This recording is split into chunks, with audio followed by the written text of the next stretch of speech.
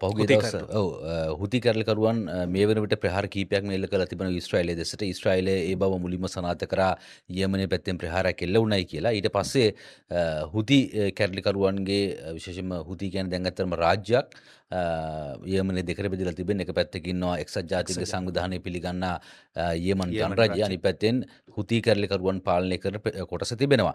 දැන් මේකේ තියෙන ප්‍රධානම කාරණය තමයි හුති කැරලිකරුවන් කාලයක් තිස්සේ ඉරානය විසින් සන්නද්ධ කරපු කණ්ඩායමක්. විශේෂයෙන්ම වුන් අර ඉරාන ජනරජයේ ප්‍රොක්සිස්ලා නැත්නම් අපි කියනවා ඉත්තන් විදිහට තමයි සැලකුණේ. උන්ට ඉරානයෙන් ලබා දුන්න ආයුධයන් ප්‍රමාණයක් තිබෙනවා. ඒ වගේමයි කාලාන්තරයක් තිස්සේ උන්ගේන්ට ආවේනික වූ විදිහට ගොඩනගාගත්ත යම් යුද පද්ධතියක් තිබෙනවා. හැබැයි කාලයක් තිස්සේ ඔය යෙමනයේ හුති කැරලිකරුවන් ඉලක්ක කරගනිමින් ඇමරිකාව ප්‍රහාර එල්ල කරා, ඊශ්‍රායලත් ප්‍රහාර එල්ල කළා. එක්තරා අවස්ථාවකදී ඇමරිකාව එල්ල කළ ප්‍රහාරයකින් විශේෂයෙන්ම ට්‍රම්ප් ජනාධිපතිවරයා බලයට ආවට පස්සේ එල්ල කළ ප්‍රහාරයකින් ඔවුන්ගේ කැබිනට් මණ්ඩලයම ඝාතනය වුණා. එවැනි වටපිටාවක දැන් ඔවුන් නැවත ගොඩනැගිමින් තිබෙන තත්ත්වයක් තමයි තිබෙන්නේ. හැබැයි ඔවුන් තාමත් රතු මුහුද කලාපයේ අවට පාලනය ඔවුන් සතුවට ගැනීමේ හැකියාව තිබෙන කණ්ඩායමක්. හේතුව ඔවුන් ගරිල්ලා සටන් ක්‍රම තමයි භාවිතා කරන්නේ.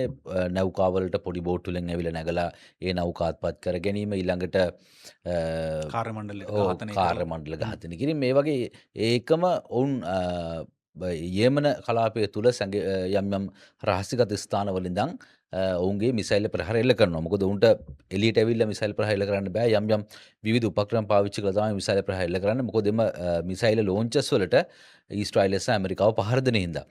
හැබැයි ඇත්තටම මේ මෙච්චර කාලයක් බොහෝ දෙනා බලමින් හිටියයි හුති කැරලිකරුවන් මේ යුද්ධයට ආවේ නැති කියලා. අපි බලමු හුති කැරලිකරුවන් කියන්නේ කවුද සහ ඔවුන්ගේ තියෙන කලාපය මොකක්ද කියලා දර්ශනවලත්.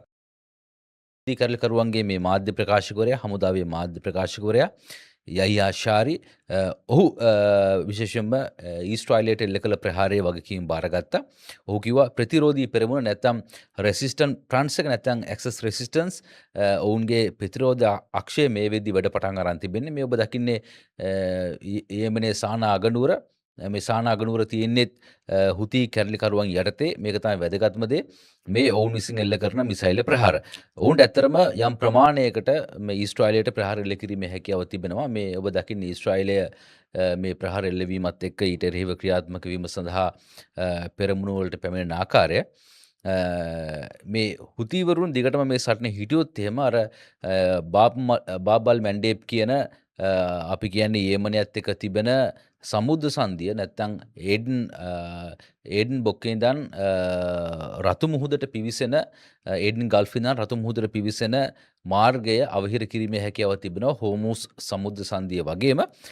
මොකද ඔතන ඔය බාබල් මැන්ඩේබ් කියන්නේ සාමාන්‍යයෙන් 12% විතර ලෝක තෙල් නිෂ්පාදනයෙන් ගමන් කරන ස්ථානක්. මේ ඔබ දකින්නේ මීට පෙර අවස්ථාවේදී දින 12 යුද්ධ අවස්ථාවේදී හුති කැරලිකරුවන් නැව් වලට අවහිර කරපු ආකාරය, නැව් අත්පත් කරගත් ආකාරය මේ ඔබ දකින්නේ බාබල් මැන්ඩේබ් සමුද්‍ර සංධිය. ඒ කියන්නේ සුවස් ඇලට ගල්ෆ් ඔෆ් ඒඩන් එකකින් ඒඩන් ගල්ෆ් එකකින් ඉඳන් සුවස් ඇලට ප්‍රවේශය ලබා දෙන්නේ රතු මුහුද හරහා මෙම බාබ් අල් මැන්ඩේබ් කියන සමුද්‍ර සංධිය හරහා. එතකොට මේක අතිශය වැදගත්, මේක අවහිර කිරීම හුතීන්ට සහ ඉරානයට.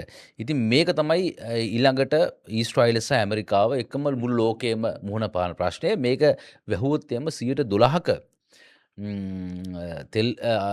තෙල් නිෂ්පාදන ප්‍රවාහනය කිරීම යන හිටනවා. ඒ විතරක් නෙවෙයි, හෝමුස් සමුද්‍ර සංධියෙන් එනවා ස්වභාවික ගෑස්, LNG, ඊළඟට එනවා පොහොර, ඊළඟට එනවා ඖෂධ, ඊළඟට එතනෝල් වගේ දේවල්. මේ ලෝක නිෂ්පාදනයේ ලොකු ඉතාම විශාල සැපයුම් ජාලයක් මේ කලාපය අවහිර කිරීම හරහා නැවත ඇති වෙන්නට පුළුවන්. ඒකට අර හෝමුස් සමුද්‍ර සංධියෙන් වෙච්ච බලපෑම නැවත වැඩි වෙන්නට පුළුවන්.